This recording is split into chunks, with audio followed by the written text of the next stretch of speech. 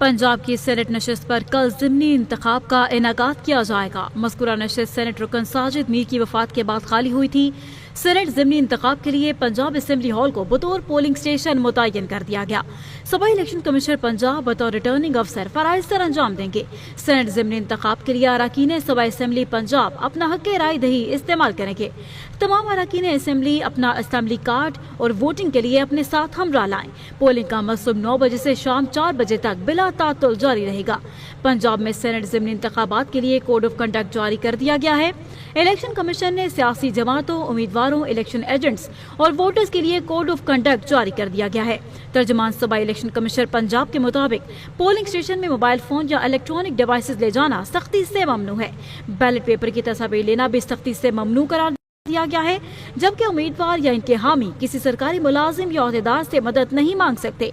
कोई भी सरकारी मुलाजिम या ओहदेदार किसी उम्मीदवार की हिमायत या मुखालिफत नहीं करेगा। सदर मुमलिकत और सूबाई गवर्नर सेनेट इंतखाबात की मुहिम में किसी भी तरह हिस्सा नहीं लेंगे और न ही सरकारी अमलाक का इस्तेमाल करेंगे। इस्लाम की अजमत, पाकिस्तान के नजरिए, पार्लियामेंट, अदलिया, मुसल्लह अफवाज की सालिमियत और आज़ादी के खिलाफ कोई राय या फिर अमल नहीं किया जाएगा।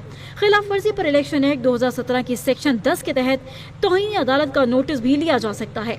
उम्मीदवारों में नून लीग के अब्दुल करीम, आज़ाद हैसियत में खदीजा सिद्दीकी, अब्दुल सत्तार और एजाज हुसैन के नाम शामिल हैं।